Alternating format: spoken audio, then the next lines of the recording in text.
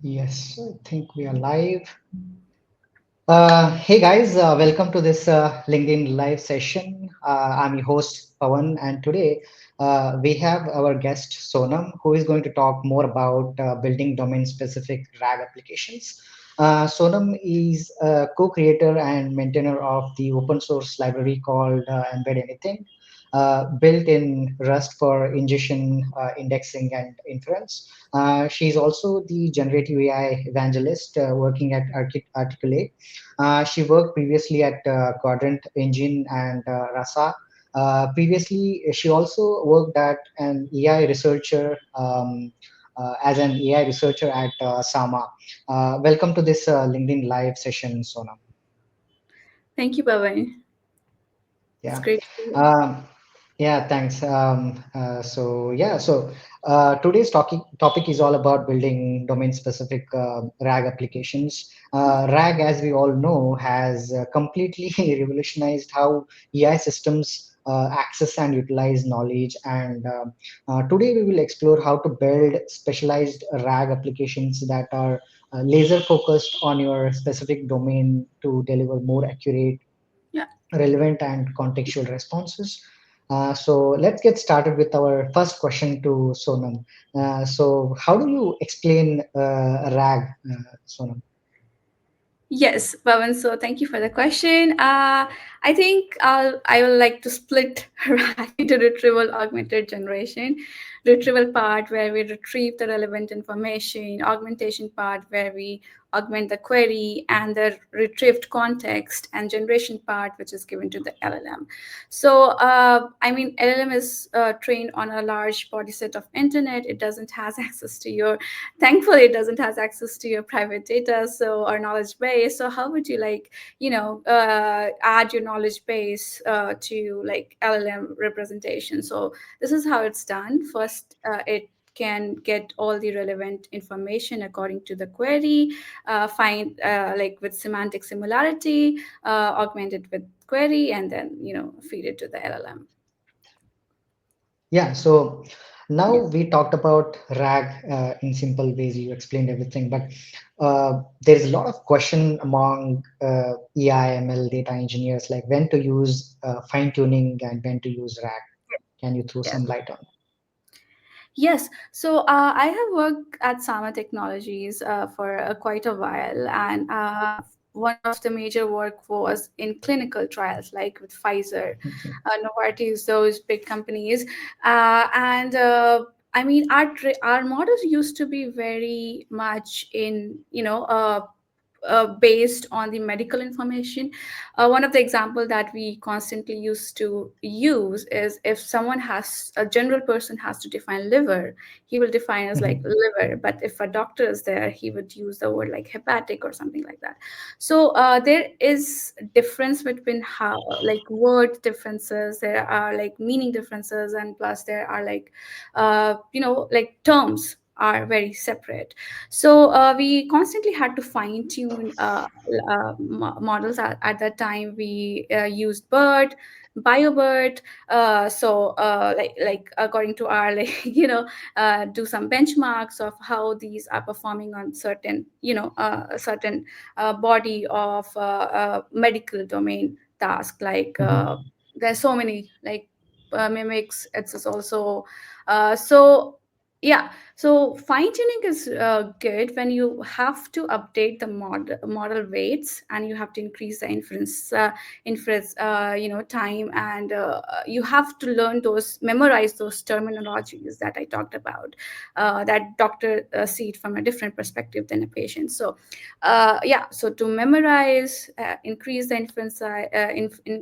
inference time, or like make it faster because it's coming out of model weights.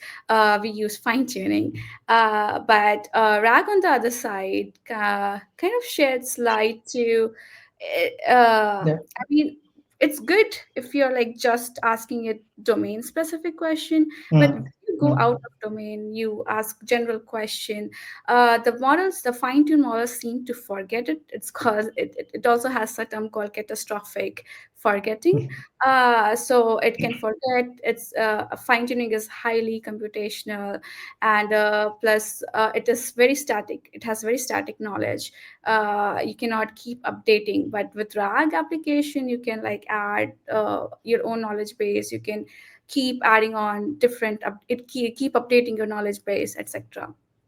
Yeah, so Yeah. if your knowledge base keep updating, you have to constantly change between your domain specific. We have written a blog about it. If I Mhm. think I can share the blog Yeah, you can share, please. Yeah. here itself. Mm, Yeah. yeah, so you can go to Starlight Search. It has this, we have written like a different post about how you can use it with small agent, what comes in version point 0.5, how VLM tokens can be optimized, what is embedded thing, what is vector streaming and all. So if you go here, you can constantly see that how do we handle in domain and out of domain queries, and how you can build different pipeline for your general query and Mhm. for your domain specific query with vector database. Yeah.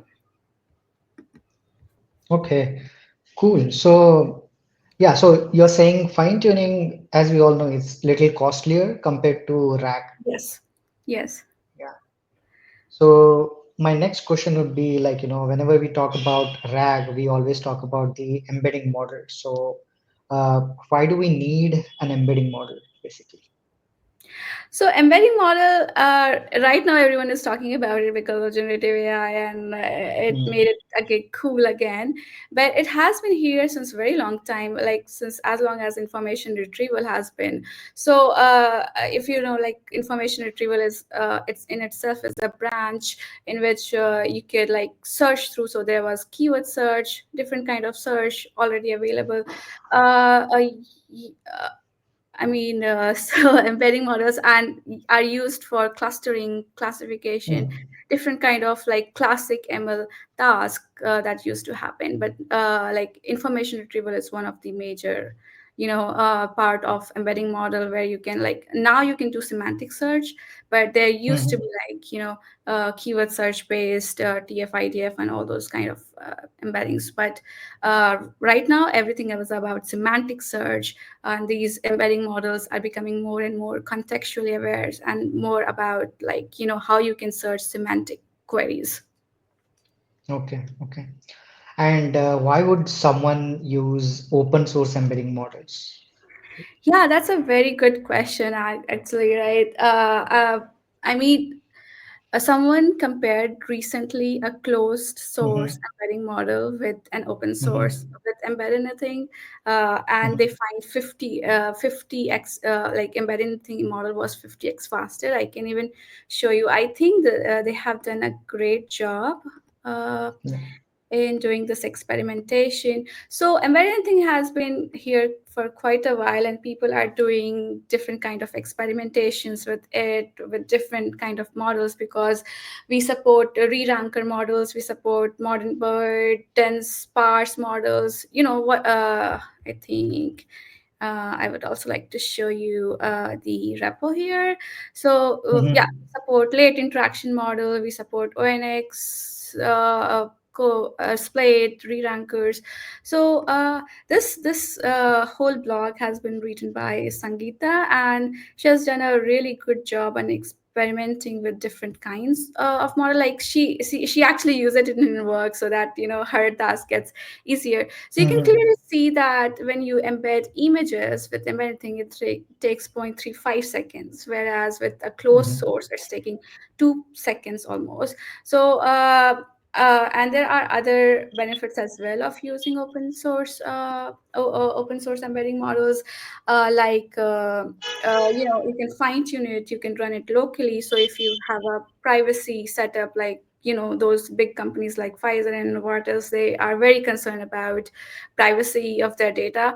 So to run it locally, you can very well use open source models. Yes. And they're also cheaper compared to closed source ones. Cheaper, yes. If you're running it faster, obviously, like if you're having a faster inference engine, Hmm. like an embedded thing, then it's much cheaper. Yeah, so now coming back, like coming to the LLM frameworks that we know, right? So the LangChain, Llama Index, and all that, they're Yeah. all trending every day, as we know. So Yes. when to use LangChain versus Llama Index versus the dedicated embedding model framework, right? Models framework. Yes.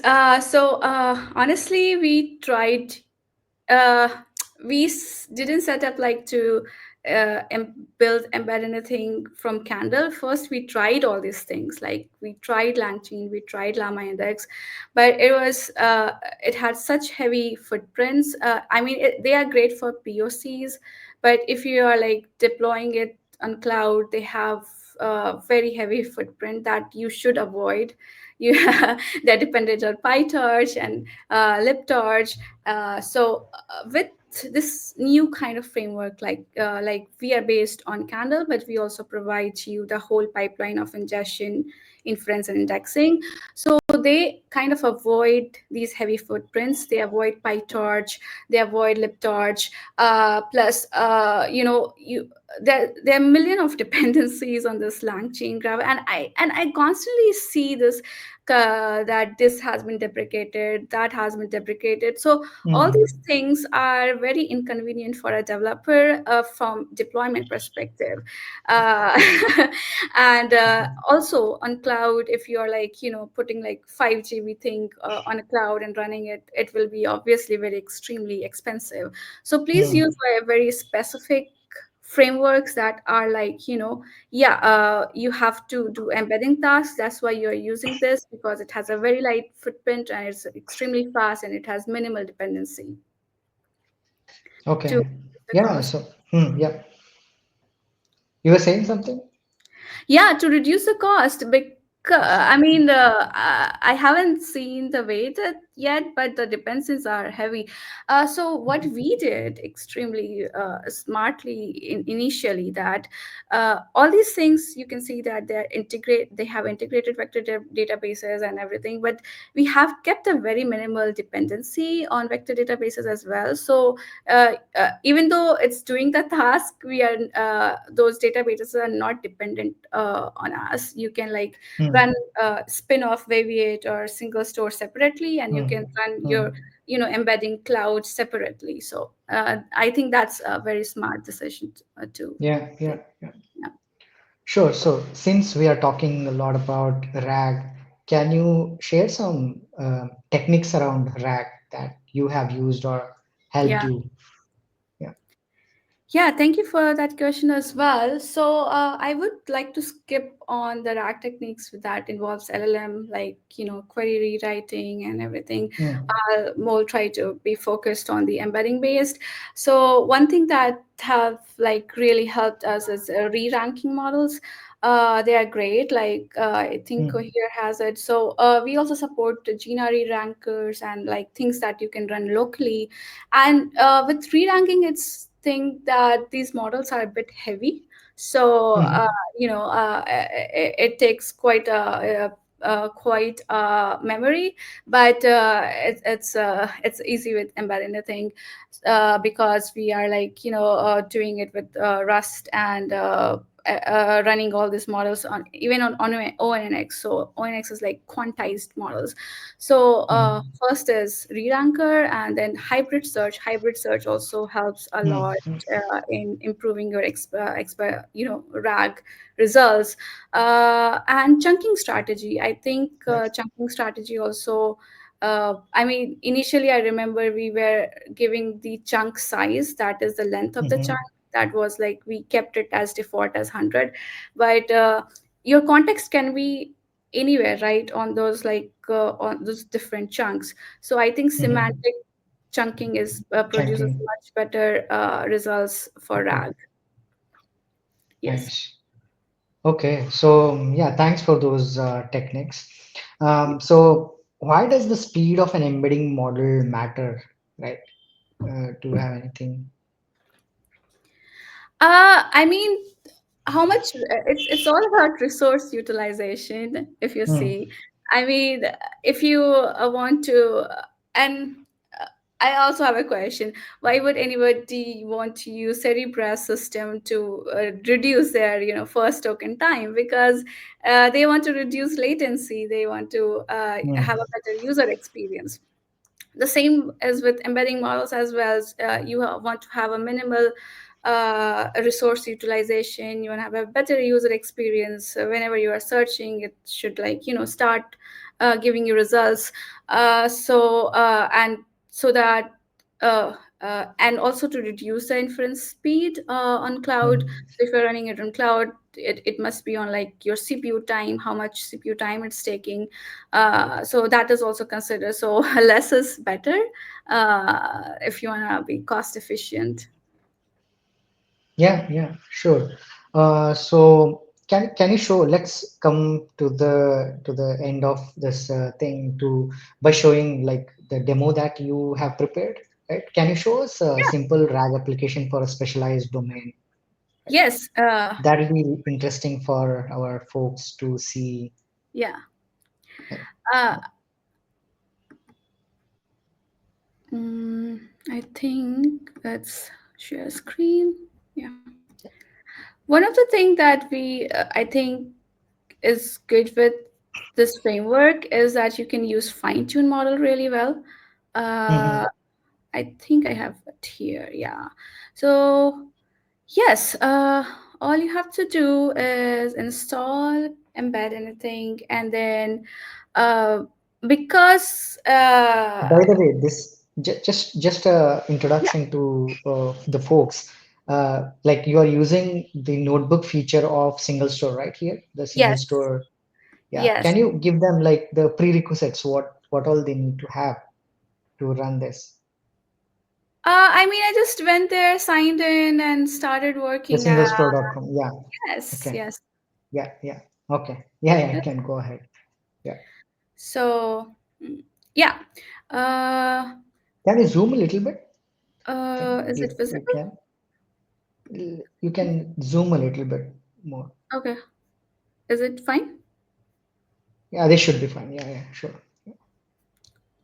Okay. Uh, I think I'm not able to scroll after zoom in. Is it? Let Okay, then you can scroll down. Yeah, I now mean, I you can. can just minimize it. Yeah, Yeah, yeah. sure.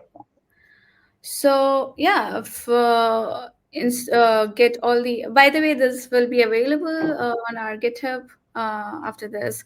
Okay, so we used LangChain document because SingleStore was taking those documents through LangChain, but we can, like, do a PR if you want, just for embedded thing. So embedded thing Hmm. has like embed document, embed query, embed file. So we have just embedded all the documents, written a written class to embed all these query and documents. And then what we have done is downloaded a PDF that talks about ionization, or radiotherapy or something like that to use, and we have used this new ML's PubMed bird base. So this is a fine tuned basically on for medical purposes, Hmm. for clinical trials or something like that. So yeah, so all you That's the have to. embedding model you have used. Yeah, what? That's the embedding model you have used. Yes, that's the embedding model we have used, and Okay. this has directly come from Hugging Face link. So I Okay. think you can just go on Hugging Face, and whatever model you want to use, you can just copy the link of that, or use your own Hmm. function model very easily.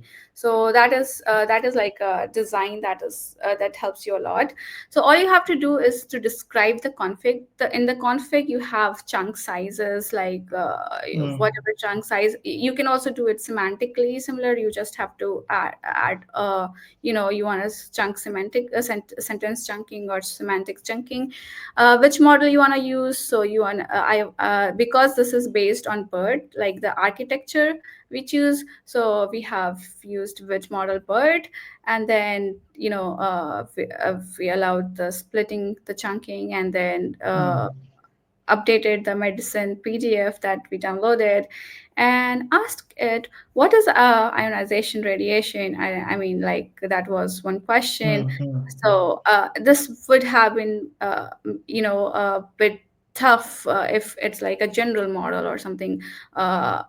So yeah, and we have given it here in the doc, uh, through docs, and then perform RAG. This is the generation part.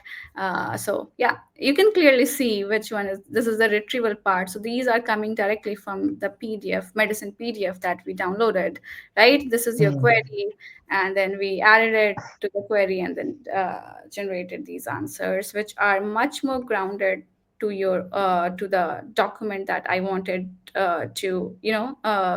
to kind of explore or get better answers from. Yeah, so particularly we have done this for the healthcare thing, Yes, healthcare sector. healthcare. Okay.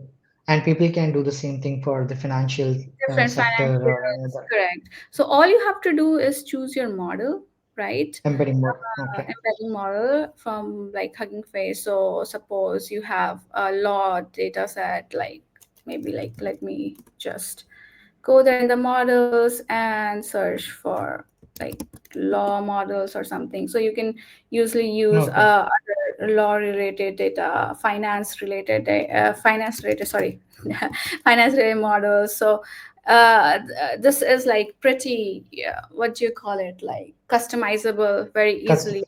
Yeah, you can Hmm. download specific model, you can download specific document, and then get started. Sure. So these are all fine-tuned models, embedding models that Yes, you are these using, are fine-tuned models. specialized for that particular domain, so that Yes, we can use them for RAG and other applications. Right. yes. Yeah. So yeah, can you also show how the data is stored in the single store? Is there in your database? I think we gave a table name, and then there was Okay. just by giving a table, it's like easily stored the embeddings.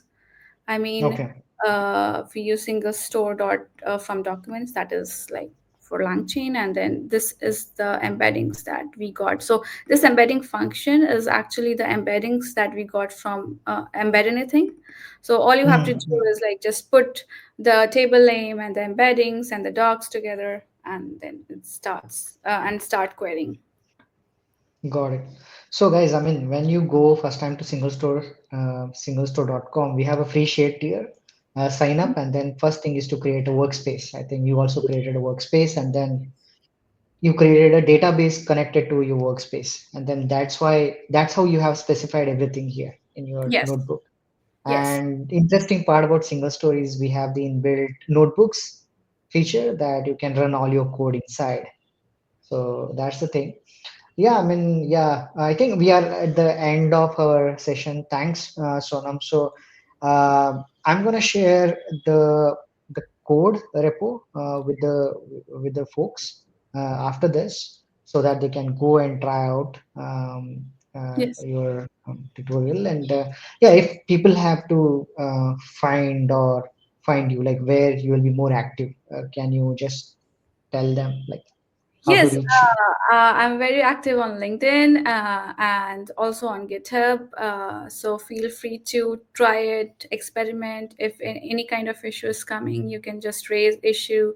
And we are quite active on embed anything. Like, this is something that everyone started to use, and we could like see directly like people are experimenting it and find it useful. So, yeah. Got it. Yeah, I mean, we have, let's take a question. I think we have two questions. Yeah. Have you experimented, have you experimented with frameworks other than LangChain? Is what Ian He's asking. I mean, with Llama Index as well, but they also have the same issue. Also, I didn't talk about metadata extractions, so we also give you metadata extractions of like file names and different kind of metadatas. So that is quite tough to get done in LangChain and Llama Index, even though they allow Okay. it. I think Akshay has already answered this. Yeah, Akshay is our Yeah. co-creator, so of amazing. So let's give him applause. Yeah. So yeah, this question, I think it's for me basically. What else I can use single store for? Yeah, single store is like an all-in-one database. Not just you use it as a vector database. You can use it as a vector database, but we started supporting vector and vector storage long back in 2017 itself, when Gen AI was still not that hyped up. Yeah. So, and also we support, all types of data, and then do you can do OLAP, OLTP, analytical workloads and transactional workloads. So it's kind of that's why the name single store. So yeah, you can just go to singlestore.com and check it out. It's we have a free share here. Uh, yeah, yeah. Santosh is saying great demo. Yeah, I Thank. mean, I mean, thanks. fine Yeah. tuning, the fine tune model is. I understand it's quite tough to like use it with other frameworks. Plus, you do not get very light framework like this to run on cloud. Hmm, That's what I said. It's very smart to run the vector database separately on their cloud, like hmm. single store, and then you use your own cloud like separately. Yeah. I think we have one last question from Pradyumna. Which retriever you have tried in RAG, and what is your suggestions? Mostly we have tried a lot with Gina Ranker. Like it's very good. And we Okay, support it both on ONX and Candle. okay, Yeah. cool. I think we have come to the end of this session. Thanks, Sonam. Thanks for the amazing Well, thank session, you for having me. and Yeah. my pleasure. So yeah, let's end this LinkedIn live, and thanks, guys. Thanks for joining, and yeah, have a great day, great evening. Thanks. Bye bye. Thank you.